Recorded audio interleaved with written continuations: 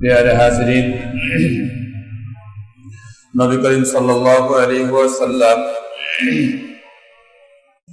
যখন কাবা শরীফে বসেছিলেন, মক্কায় অবস্থান করতেছিলেন,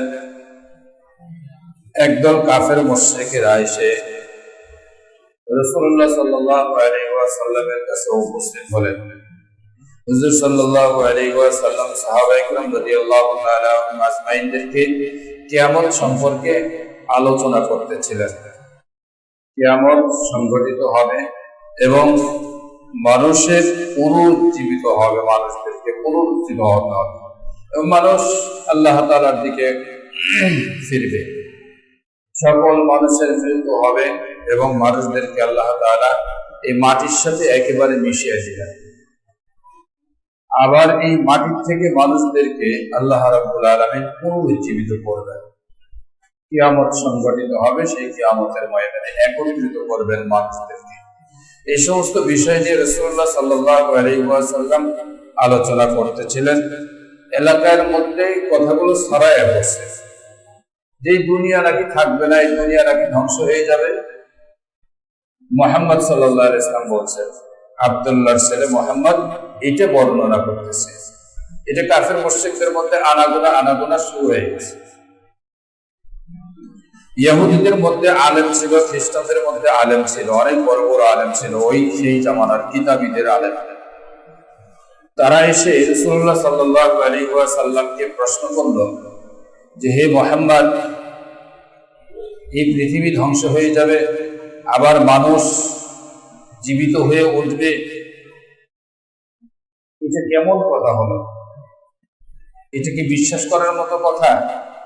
অথচ এই ইহুদি আলেম যারা আসছে প্রশ্ন করার জন্য, এরা সবাই জানে, প্রত্যেকটা কিতাবে এই বর্ণনা দেওয়া হয়েছে, কিয়ামতের বর্ণনা দেওয়া হয়েছে এবং মানুষগুলো পুনরুজ্জীবিত করা হবে মানুষদেরকে।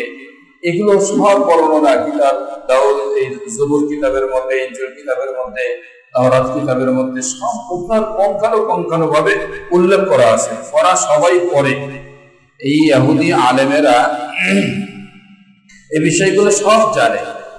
জানার পরেও রাসূলুল্লাহ সাল্লাল্লাহু আলাইহি ওয়াসাল্লামের কাছে এসে প্রশ্ন করে বসছে। অর্থাৎ তারা বিশ্বাস করতে পারছে না। আগে বিশ্বাস করছে, কিন্তু রাসূলুল্লাহ সাল্লাল্লাহু আলাইহি ওয়াসাল্লামের কথাটা তারা মেনে নিতে পারছে না। একটা হিংসার বিষয় আছে না? অনেক মানুষের একটা হিংসা আছে, প্রতিহিংসা। একজন ভালো মানুষ, কিন্তু তার প্রভাব নাই, অনেক সম্পদ নাই এবং তার রাজনৈতিক প্রভাবও নাই এবং সামাজিক প্রভাবও নাই। এমন ধরনের মানুষ যদি একটা ভালো কথা বলে, ওই কথার কোনো মূল্যায়ন মানুষ করে না, কথাটার মূল্যায়ন মানুষ দিতেও চায় না। কি একটা মানুষ, সে কি আছে তার, সে এরকম জ্ঞানের মতো কথা বলতে চাচ্ছে, তার কথা কে মানে? এরকম ধরনের হেউ প্রতিপন্ন করা হয়। তো ইহুদি আলেমেরা ওনাদের গায়ে জ্বালা উঠে গেছে যে মুহাম্মদ সাল্লাল্লাহু আলাইহি ওয়াসাল্লামের উপরে কোরআন নাযিল হচ্ছে, তো রাসূল কিন্তু আমাদের গোত্রের মধ্যে থেকে কেন আসলো না? আমাদের গোত্রের মধ্যে থেকে যদি আসতো, তাহলে খ্রিস্টানদের মধ্যে থেকে যদি আসতো, ইহুদিদের মধ্যে থেকে যদি আসতো, তাহলে আমরা তাকে মেনে নিতাম, আমাদের কিতাব দ্বারা তাকে সত্যায়ন করে রাসূল সাব্যস্ত করে নিতাম। কিন্তু তারা তো আসে, তা তো আমাদের গোত্রের মধ্যে আসে নাই, আসছে হলো সেই মুসলমান, সে একা চলে আসছে একটা গোত্রের মধ্যে, হাশিমি বংশের মধ্যে চলে আসে। এটা তো মানি নেওয়া যায় না। এই জন্য তারপরে রাসূলুল্লাহ সাল্লাল্লাহু আলাইহি ওয়াসাল্লামের পিতা নাই, মারা গেছে, এতিম মানুষ, দাদার কাছে থাকতো, দাদা চলে গেছে, এখন চাচার অধীনে আছে, তার কথা কে শোনে? এই জন্য তাকে হেয় প্রতিপন্ন করার জন্য কোরআন যতই নাজিল হতেছে তার উপরে, কিন্তু ইহুদি এবং খ্রিস্টানদের আলেমদের ভিতরে জ্বালা শুরু হয়ে গেছে, জ্বালা শুরু হয়ে গেছে। এসে বলে বসছে যে, হে মুহাম্মদ, তুমি এমন কথা বলতেছো যে মানুষ মারা যাবে, এই মানুষ আবার পুনরুত্থিত হবে, আবার পুনরুজ্জীবিত হবে, কিয়ামতের ময়দানে আবার উঠবে, এদের আবার হিসাব নিকাশ হবে। এটা কেমন কথা? এর কি কোনো প্রমাণ তোমাদের কাছে আছে? তোমার কাছে আছে? রাসূলুল্লাহ সাল্লাল্লাহু আলাইহি ওয়াসাল্লাম এনাদের কথা শুনে চুপ হয়ে আছেন, উত্তর কি দিবে। তিনি তো কিছু জানেন না, তিনি তো উত্তর জানেন না। যতক্ষণ পর্যন্ত আল্লাহর কাছ থেকে উত্তর না আসবে, এতক্ষণ পর্যন্ত তো তিনি কোনো উত্তর দিতে পারবেন না। নিজের পক্ষ থেকেও কোনো কথা তিনি বলেন না। যা আল্লাহ তার উপর ওহী করেন তিনি সেটা বর্ণনা দেন। তো যখন তিনি চুপ হয়ে আসেন, আল্লাহ পাক রব্বুল আলামিন কসম খাচ্ছেন তখন, লা উকসিমু বিয়াউমিল কিয়ামা, কিয়ামতের কসম, কিয়ামতের কসম, কিয়ামত দিবসের কসম। এই কিয়ামত দিবসের কসম যখন আল্লাহ পাক রব্বুল আলামিন খেয়ে বসছেন, ওয়ালা উকসিমু বিন নাফসিল লাওয়ামা, অনুশোচনাকারী আত্মার কসম, অনুশোচনাকারী আত্মা। এই দুটি কসম যখন আল্লাহ পাক রব্বুল আলামিন খেয়েছেন, মানুষদেরকে অবশ্যই কিয়ামতের ময়দানে উপস্থিত করা হবে এবং এদেরকে পুনরুত্থিত করা হবে।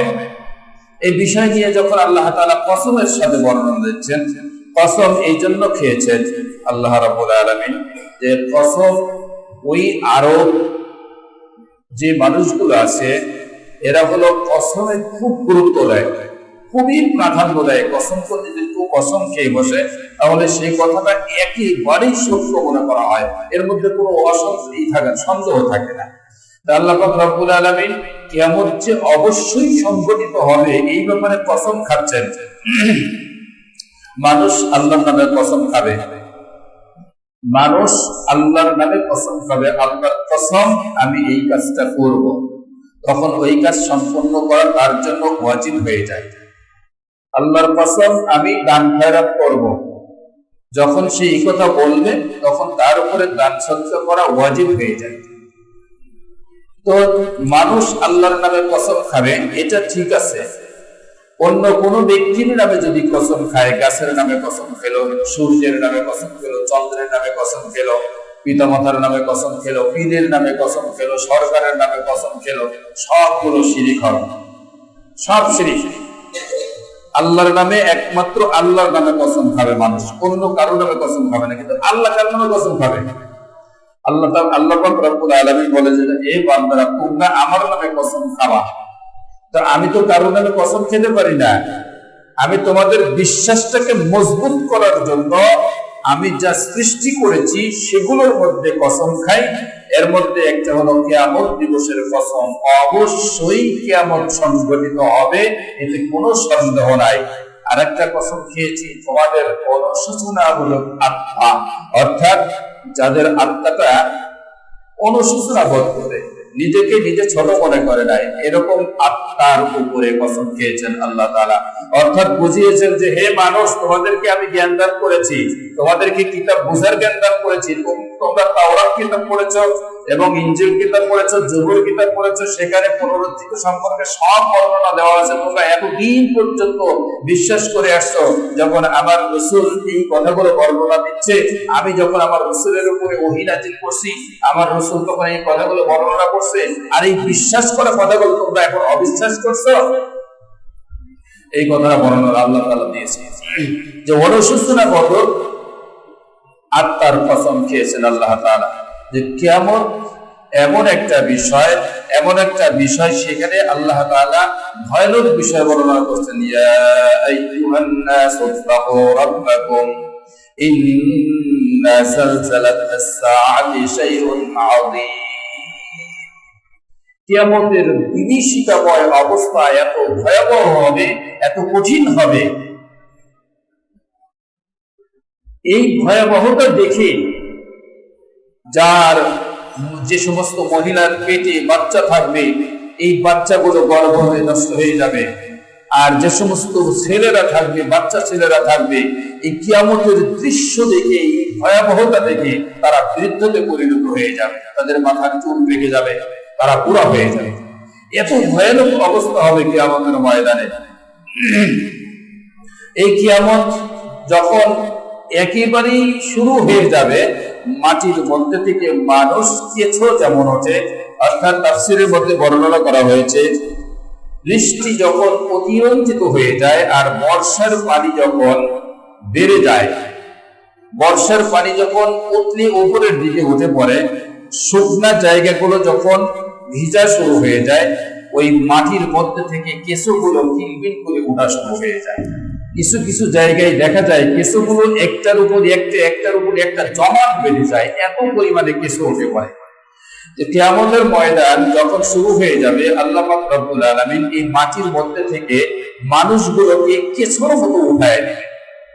অন্য রায়াতের মধ্যে আসছে, মানুষগুলো যখন ইসরাফিল আলাইহিস সালামের সিংহায় যখন ফুৎকার দেওয়া হবে, এই ফুৎকারের শব্দ যখন শুনবে দুনিয়া একেবারে বিস্মার হয়ে যাবে। যখন হাসরের মাঠ কায়েম হয়ে যাবে, তখন মানুষগুলো ঝাঁকি দিবে, মাটির মধ্যে ঝাঁকি দিয়ে নাড়া দিয়ে মাটি ফেলে উপরের দিকে উঠে পড়বে। অসংখ্য মানুষ সেখানে, যেমন একটা পিপিলিকার গর্তে, উল্পুকার গর্ত থেকে গুড় গুড় করে মানুষ পোকাগুলো বের হতে থাকে, মাটির মধ্যে থেকে এভাবে মানুষ উঠলে বের হতে থাকবে। কাফের মুশরিকরা প্রশ্ন করেছিল কিভাবে মানুষগুলোকে তৈরি করা হবে। আল্লাহ পাক রব্বুল আলামিন তাদেরকেও জানিয়ে দিয়েছিলেন, প্রত্যেকটা মানুষকে মাটির মধ্যে নিস্পার করে দেওয়া হবে, নিঃশেষ করে দেওয়া হবে। হাড্ডিগুলো, গোশতগুলো, যত নাড়িভুড়ি, চুল, দাড়ি যা কিছু থাকে সব মাটির সাথে মিশ্রিত করে দেওয়া হবে। কিন্তু মানুষের শরীরের মধ্যে এমন একটি জায়গা আছে, একটা টুকরা থাকবে, এই জায়গাটাকে নষ্ট করা হবে না। এই মাটির মধ্যে থেকে, ওই জায়গা থেকে আবার ওই মানুষটাকে হুবহু মানুষে পরিণত করে হাসরের ময়দানে ওঠানো হবে। একটা স্বর্ণের মালা তৈরি করা হয়, একটা স্বর্ণকার স্বর্ণ দিয়ে একটা হাত তৈরি করে দেওয়া, হাত তৈরি করে, এই হাতটা তৈরি করার পর হাতটা যখন ছিঁড়ে যায়, নষ্ট হয়ে যায়, এই হাতটাকে যখন নিয়ে ওই স্বর্ণকারকে দেওয়া হয়, আর স্বর্ণকারকে বলা হয় এই হাতটা যেভাবে ছিল হুবহু ওইভাবে বানিয়ে দিতে হবে। একজন স্বর্ণকারকে দেওয়ার পর ওই স্বর্ণগুলো একেবারে কলায় পানিতে পরিণত করা হয়। আবার ডাইস দিয়ে সুন্দর করে মেশিন দিয়ে পাত বানিয়ে যেইভাবে স্বর্ণকার যেই স্বর্ণটা গলিয়ে পানিতে পরিণত করলো, ওই হারটা হুবহু ওই স্বর্ণ দ্বারা আবার নতুন করে তৈরি করে দিতে পারে। এতে স্বর্ণকারের জন্য কোনো কষ্ট হয় না, কোনো অসুবিধা হয় না। একটা আংটি হোক, যে কোনো একটা স্বর্ণকারের জিনিস হোক না কেন, স্বর্ণকারের কাছে দেওয়ার সঙ্গে সঙ্গে হুবহু ওইটাই আবার বানিয়ে দিতে পারে, কোনো সমস্যা হয় না। একটা বিল্ডিং তৈরি করার পরে ইঞ্জিনিয়ারকে যখন বলা হয় যে এইভাবে এই বিল্ডিংটা তৈরি করা ছিল, এইভাবে বিল্ডিংটা তৈরি করে দিতে হবে, একটা ইঞ্জিনিয়ার যখন মিস্ত্রিদেরকে থিওরি দিবে, সাথে সাথে নির্দেশনা দেওয়ার পর হুবহু ওভাবে আবার আরেকটা বিল্ডিং তৈরি করে দিতে পারবে। একটা কাপড় নষ্ট হয়ে যাবে, তাঁতিদের কাছে যদি যায় বলা যায় যে এই কাপড়টা এইভাবেই তোমরা তৈরি করে দাও, হুবহু ওইভাবেই কাপড়টা তৈরি করে দিতে পারবে, কোনো সমস্যা হয় না। মানুষ যেই কাজগুলো নিজে নিজে করতেছে এবং তৈরি করতেছে, একটা কাজ হুবহু বারবার একই রকমের ভাবে করতেছে। গোটা পৃথিবীতে যত রকমের যা কিছু আছে সব মানুষের ফসল আল্লাহ পাক রব্বুল আলামিন মানুষদেরকে জানিয়ে দিয়েছেন, তোমরা নিজেদের জন্য সব কিছু তৈরি করতে পারছো, এটা তোমাদের কাছে বিশ্বাস হয়, বিশ্বাসযোগ্য বলে মনে হয়। আর আমার একটা মাত্র ফসল মানুষ, তোমরা এত যত্ন করে সব কিছু তৈরি করতে পারবা, আমার ফসলগুলো মনে হয় আমি যত্ন করে আবার সংরক্ষণ করে তুলতে পারবো না। প্রশ্নবোধক ভাবে তৈরি করে দেওয়া হয়েছে। কাফের মুশরিকদেরকে বলা হয়েছে ওয়ালা উকসিমুন নাফসিল লাওয়ামা, অনুশোচনাবোধক আত্মার কসম খাওয়া হয়েছে। অনুশোচনাবোধক আত্মা যেই মানুষগুলোর গুনাহ করার পরে আবার এই গুনার অনুশোচনা করে, অনুতপ্ত হয়, এই বিষয়ে যেই মানুষগুলোকে আল্লাহ রাব্বুল আলামিন পৃথিবীর বুকে দিয়েছেন, এই মানুষগুলোর ব্যাপারে আল্লাহ রাব্বুল আলামিন যেই মানুষ সুন্দরভাবে অপরাধগুলো বুঝতে পেরে আবার ফিরে আসে, যেই অপরাধ করেছে অপরাধগুলো শোনার বোঝার পরে আবার দিনের পরে সত্যের পথে যখন আবার ফিরে আসে, রাসূলুল্লাহ সাল্লাল্লাহু আলাইহি ওয়াসাল্লাম বলেন, আলা ইন্না ফিল জাসাদি লামুদগাতান ইযা সালুহাত সালুহাল জাসাদু কুল্লু ওয়া ইযা ফাসাদাত ফাসাদাল জাসাদু কুল্লুহু আলা ওয়া হিয়াল কলব। নবী সাল্লাল্লাহু আলাইহি ওয়াসাল্লাম ইরশাদ করেন, প্রত্যেকটা মানুষের দেহের ভিতরে এক টুকরা গোশত আছে, এই গোশতের টুকরাটা যদি ভালো হয়ে যায়, মানুষ পুরাটাই ভালো হয়ে যায়। আর এই গোশতের টুকরাটা যদি নষ্ট হয়ে যায়, এই মানুষটা একেবারে নষ্ট হয়ে যায়। এই গোশতের টুকরাটার নাম হলো কলব।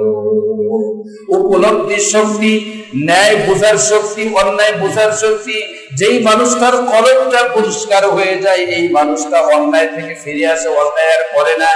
এ ভালো এবং মন্দ বুঝতে পারে।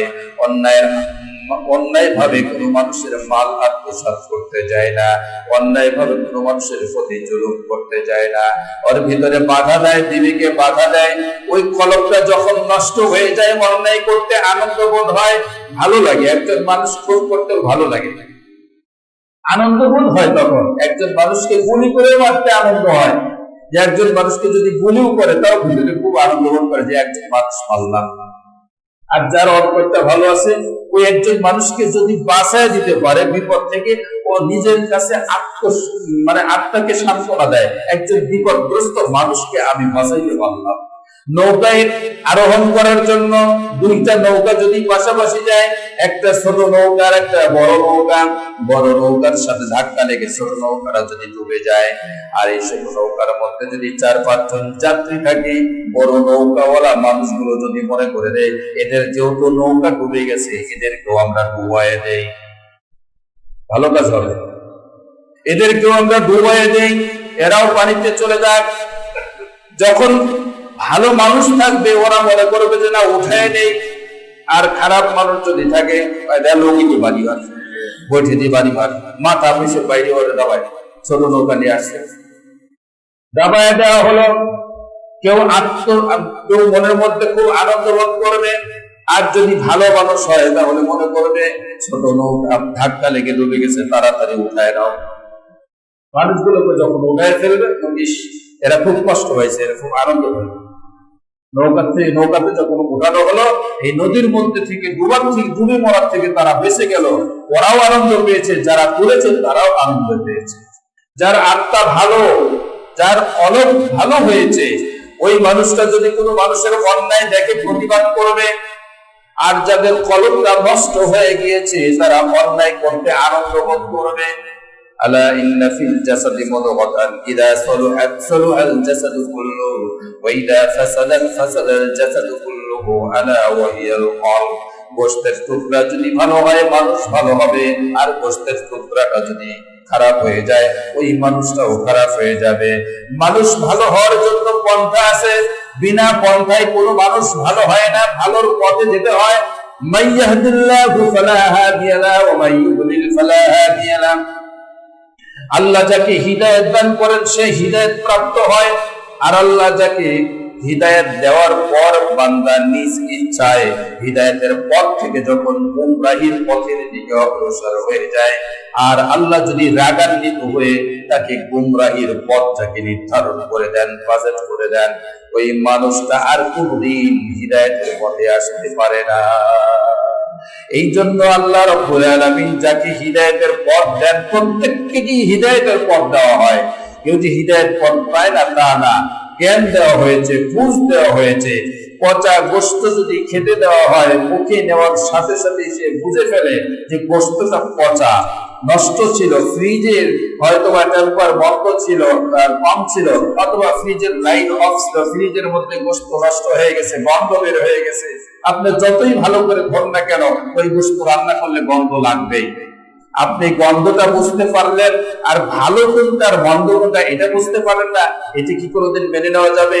এটা কি বিশ্বাস করা যাবে? প্রত্যেকটা মানুষের একটা বিবেকের আদালত আছে।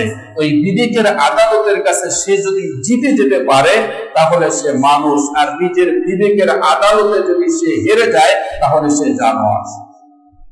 একটা জানোয়ারের যেমন কোন রকমের ধ্যান ধারণা নাই, বুঝ নাই, যা ইচ্ছা তাই করবে। বিবেকের আদালতে যেই মানুষটা হেরে যাবে, ওই মানুষটা ওই জানোয়ারের মতো হয়ে যাবে, তার কাছে আর ভালো মতো পরিচয় থাকবে না। এই জন্য বিবেকের আদালতটা অনেক শক্তিশালী, অনেক বড় আদালত।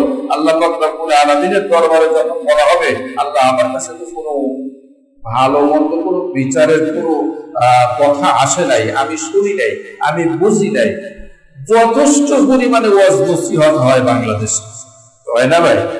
যথেষ্ট পরিমাণে। বাংলাদেশে যত মসজিদ আছে, অন্যান্য রাষ্ট্রে এত মসজিদ নাই। বাংলাদেশের মানুষ যত নামাজ পড়ে অন্য দেশের মানুষ এত নামাজ পড়ে না। অন্য দেশ সৌদি আরবের মানুষ বিপদে করে নামাজ পড়ে, গুলি খাওয়ার ভয়ে, শাস্তির ভয়ে নামাজ পড়ে। যদি নামাজ না পড়ে 6 মাসের জেল হবে, আর যদি নামাজ ছেড়ে যায় তাহলে আরো বিপদ আছে। ওরা বিপদের ভয়ে নামাজ পড়ে, বাংলাদেশের মানুষ ইমানের জোরে নামাজ পড়ে। এই জন্য বাংলাদেশের মানুষের ইমান আর বাহিরের দেশের মানুষের ইমান এক না। আমরা যদি কেউ বলি যে আল্লাহ আমরা তো দিনের কোনো বুঝ পাই নেই, রাস্তাঘাটে যেখানে যাওয়া যাবে, নদীর পাড়েও মসজিদ আছে, বাস স্ট্যান্ডেও মসজিদ আছে, সিএনজি গ্যারেজে মসজিদ আছে, সাইকেল গ্যারেজে মসজিদ আছে, আবার গ্রামগঞ্জে মসজিদ আছে। এমন কোনো মসজিদ নাই যেখানে দিনের কথা আলোচনা হয় না, এমন কোনো মাদ্রাসা নাই যেখানে জালসা হয় না, এমন কোনো মসজিদ নাই যেখানে বড় বড় মাহফিল হয় না, বড় বড় আলেম ওলামা আসে না, তাবলীগের কাজ হয় না, এরকম কোনো মসজিদই নাই। এত গোটা বাংলাদেশে খালি দিনের কথা, দিনের কথা, দিনের কথা, কোরআন সুন্নাহর কথা আলোচনা হচ্ছে। আর এই বাংলাদেশ থেকে যদি কেউ মরার পরে পায় যে আল্লাহ আমার কাছে দিন আসে নাই, আল্লাহ বিশ্বাস করে দিবে, এটা মেনে নেবে না, কেরামান কাতিহিনও মানবে না। কবরে যাওয়ার সাথে সাথে বাইর শুরু হবে, আজরাইলও বিশ্বাস করবে না, আজরাইলের মাইল শুরু করবে, আজরাইলের সাথে যেসব ফেরেশতা তারাও মাইল শুরু করে দেবে। এজন্য নিজের বিবেকের যে একটা আদালত আছে, এই আদালতটাকে নিজে আগে ভালো পরিচালনা করে, ভালোভাবে পরিচালনা করে আল্লাহ পাকের জিকিরের মাধ্যমে, স্মরণের মাধ্যমে, আল্লাহ পাকের ভয় ও মহাব্বতের মাধ্যমে, আল্লাহ পাকের ভয় ও মহাব্বতের মাধ্যমে যখন নিজের আদালতের দিকে তাকাবো, আমার নিজের বিবেকের আদালতটা আমাকে সুন্দর একটা রায় দিয়ে দিবে, সুন্দর একটা সাজেশন দিয়ে দিবে। আমাকে যদি চিনতে পারি, আমি আল্লাহকে চিনতে পারবো। আর আমি যদি আমাকে চিনতে না পারি, আমি আল্লাহকেও চিনতে পারবো না, দিনও চিনতে পারবো না, বুঝতে পারবো না। আমার মধ্যে পশুর মধ্যে কোনো পার্থক্য থাকবে না। এই জন্য ভাইয়েরা আমার, আল্লাহ পাক রব্বুল আলামিন যাতে করে আমাদের সকলকেই বিবেকের আদালতটাকে পরিচয়ের সাথে ধরতে দেয়, তৌফিক দান করুন। সবাই বলে আমিন। দুইটা প্রশ্ন আছে। যদি কোনো ব্যক্তি কারো অর্থ এবং জায়গা আত্মসাৎ করে, জায়গা অর্থ দুটোই ফেরত না দেয়, এই যে আত্মসাৎকারী কঠিন অবস্থা, কঠিন অবস্থা আত্মসাৎকারীদের। এটা করা যাবে না, এটা হারাম, কবিরা গুনাহ। যদি কোনো ব্যক্তি কারোর জায়গা জমি আত্মসাৎ করে নেয়, তাহলে তাড়াতাড়ি তাকে ফিরিয়ে দিতে হবে। যদি ফেরত না দেয়, এই জায়গা জমি নিয়ে যদি সে মারা যায়, তাহলে কিয়ামতের ময়দানে এমন অবস্থা হবে, যেই জায়গা সে দখল করেছে ওই জমিন থেকে একেবারে জাহান্নামের সীমা পর্যন্ত যতটুকু মাটি হবে, এই মাটি মোট তার গলায় বেঁধে দেওয়া হবে, এই গলায় বেঁধে দেওয়া হবে, কোথাও যেতে পারবে না। এবং এই সব কিছু নিয়েই তাকে জাহান্নামে ফেলা হবে। মাটিও আগুনে উত্তপ্ত হবে, জাহান্নামের আগুনও উত্তপ্ত হবে, ওর শরীরেও আগুনে উত্তপ্ত করবে। এজন্য যারা এগুলো করেছেন, আল্লাহ তাআলার কাছে আমরা সবাই দোয়া করি, আত্মসাৎকারীরা যেন পাওনাদারের পাওনাটা ফেরত দেন। সবাই বলি আমিন। নামাজে সূরা ফাতিহার শেষে আমিন আস্তে না জোরে বলবে। এই বিষয় দিয়ে আমাদের ভিতরে অনেকটাই মতনৈক্য আছে, যে নামাজে সূরা ফাতিহার শেষে যে আমিন বলা হয়, এই আমিনটা কেউ কেউ বলেন যে আমিন জোরে না বললে নামাজ হবে না। আবার এই আমিন নিয়ে অনেক গন্ডগোল হয়, অনেক মসজিদে অনেক রকমের গন্ডগোল হয়। না, হাদিসে কি বলে? ফুকাহায়ে কেরামের মধ্যে মাযহাব, শাফি মাযহাবের মধ্যে এবং মালিক ইমাম আহমদ ইবনে হাম্বল রাহমাতুল্লাহ মাযহাবের মধ্যে এই আমিনটা জোরে বলা সুন্নাত। আর আমাদের মাযহাব হানাফি মাযহাবে নামাজে সূরা ফাতিহার শেষে ইমাম সাহেব যখন সূরা ফাতিহা গায়রিল মাগদুবি আলাইহিম ওয়ালাদ-দাল্লিন বলেন, তখন ইমাম এবং মুসল্লি সকলেই আস্তে আমিন বলবে। এটা হলো সুন্নাত, এটা আমাদের হানাফি মাযহাব। এখন দলিল কি বলে? দলিলের ভিত্তিতে কি আসতে পারে? এর দলিল হলো রাসূলুল্লাহ সাল্লাল্লাহু আলাইহি ওয়াসাল্লাম মসজিদে নববীতে নামাজ আদায় করেছেন। হযরতে আবু হুরায়রা রাদিয়াল্লাহু তাআলা আনহু থেকে হাদিস বর্ণনা করা হয়েছে। তিনি বলেন যে রাসূলুল্লাহ সাল্লাল্লাহু আলাইহি ওয়াসাল্লাম জামাতের সাথে মসজিদে নববীতে নামাজ আদায় করেছেন, যখন দুই সময় অর্থাৎ তাকবীরে তাহরিমা আল্লাহু আকবার বলার সময় সাকতা করেছেন। এবং গায়রিল মাগদুবি আলাইহিম ওয়ালাদ-দাল্লিন বলার পরে রাসূলুল্লাহ সাল্লাল্লাহু আলাইহি ওয়াসাল্লাম সাক্তা করেছেন। এখন সাক্তাটা কি? হাদিস শরীফের মধ্যে সাক্তা আছে, যে সাক্তাটা কি? সাক্তাটা হলো কিছু সময় নীরব থাকা, কিছু সময়, অর্থাৎ 3 তাসবিহ পরিমাণ এরকম সময় মানে নীরব চুপ থাকা। যেমন রাসূলুল্লাহ সাল্লাল্লাহু আলাইহি ওয়াসাল্লাম যখন তাকবীরে তাহরিমা বলেছেন তখন সুবহানাকাল্লাহুম্মা ওয়া বিহামদিকা ওয়া তাবারাকা ইসমুকা ওয়া তাআলা জাদ্দুকা ওয়া লা ইলাহা গায়রুক আউযু বিল্লাহি মিনাশ শাইতানির রাজীম বিসমিল্লাহির রহমানির রহিম এই সময়টুকু পর্যন্ত নীরব থাকতেন, অর্থাৎ এই দোয়াগুলো আস্তে পড়তেন। এখানে ইমামে আজম আবু হানিফা রাহমাতুল্লাহ আলাইহির মাযহাবের মধ্যে এই হাদিসের মধ্যে বর্ণনা করা হয়েছে যে রাসূলুল্লাহ সাল্লাল্লাহু আলাইহি ওয়াসাল্লাম যে আমিন আসতে বলেছেন, এই আমিনটা হলো কোরআনের অংশ না। এই আমিন কোরআনের অংশ না, এটা একটা দোয়া। আর আউযু বিল্লাহি মিনাশ শাইতানির রাজীম বিসমিল্লাহির রহমানির রহিম এগুলো কোরআনের অংশ। তো কোরআনের অংশ রাসূলুল্লাহ সাল্লাল্লাহু আলাইহি ওয়াসাল্লাম আসতে পড়েছেন, আমিন আসতে পড়েছেন। তো যদি কোরআনের অংশটাই আসতে পড়া হয়েছে, আমিনও আসতে পড়াই যুক্তিসঙ্গত। এরপরে আরেকটা হাদিস বর্ণনা করা হচ্ছে যে ওয়াইল ইবনে হুজর রাদিয়াল্লাহু তাআলা আনহু বলেন যে রাসূলুল্লাহ সাল্লাল্লাহু আলাইহি ওয়াসাল্লামের পিছনে আমরা নামাজ আদায় করেছি। রাসূলুল্লাহ সাল্লাল্লাহু আলাইহি ওয়াসাল্লাম যখন গায়রিল মাগদুবি আলাইহিম ওয়ালাদ-দাল্লিন পড়েছেন তখন তিনি আমিন বলেছেন। আমিনটা আসতে আমরা যে কয়জন সামনে ছিলাম ওই কয়জন শুনেছেন, কিন্তু পিছনের কোনো মুসল্লিরা, কোনো সাহাবীরা রাসূলুল্লাহ সাল্লাল্লাহু আলাইহি ওয়াসাল্লামের আমিন শুনতেন না। এই হাদিস দ্বারাও প্রমাণ হয়, ইমামে আজম আবু হানিফা রাহমাতুল্লাহ হাদিস মাযহাবের মধ্যে নিয়ে আসছে যে ইমাম আবু ইউসুফ ও মুহাম্মদ রাহমাতুল্লাহ বলেন যে আমরা এই হাদিসের উপরে আমল করি যে রাসূলুল্লাহ সাল্লাল্লাহু আলাইহি ওয়াসাল্লাম প্রথম যুগে যে আমিন বলেছেন আর পরবর্তীতে আমিন আসতে বলেছেন, দু একজন সাহাবী বুঝতে পেরেছে যে রাসূলুল্লাহ সাল্লাল্লাহু আলাইহি ওয়াসাল্লাম আমিন এভাবে আমিন বলল, অর্থাৎ জোরে বলাটা ছিল তার এই সময়ে আমিন এভাবে বলতে হবে। আবু হুরায়রা রাদিয়াল্লাহু তাআলা আনহু থেকে আরেকটি হাদিস বর্ণনা করা হয়েছে আমিনের ব্যাপারে যে রাসূলুল্লাহ সাল্লাল্লাহু আলাইহি ওয়াসাল্লাম বলেছেন যে তোমরা আমিন বলবে যখন ইমাম সাহেব গায়রিল মাগদুবি আলাইহিম ওয়ালাদ-দাল্লিন বলবে, তোমরা সবাই ইমাম এবং মুসল্লি তোমরা একসাথে আমিন বলবে। আর এই আমিনটা যদি ফেরেশতাদের সাথে মিলে যায় তাহলে তোমাদের পিছনের যত গুনাহ আছে সমস্ত গুনাহ আল্লাহ মাফ করে দিবেন। তাহলে আমিন বলায় ফজিলত আছে, অনেক ফজিলত, কিন্তু বিষয়টা হলো আস্তে না জোরে। রাসূলুল্লাহ সাল্লাল্লাহু আলাইহি ওয়াসাল্লাম যেহেতু আস্তে বলেছেন আর আগে শুরুতে জোরে বলেছেন, পরবর্তীতে আস্তে বলেছেন। ইমাম আবু ইউসুফ মুহাম্মদ রাহমাতুল্লাহ বলেন আমরা হানাফি মাযহাবের মধ্যে এই হাদিসের উপর আমল করি যে আমিনটা আস্তে বলবো, যেহেতু রাসূলুল্লাহ সাল্লাল্লাহু আলাইহি ওয়াসাল্লাম আমিন আস্তে বলেছেন আমরাও আমিন আস্তে বলবো, হাদিসের দলিল আছে।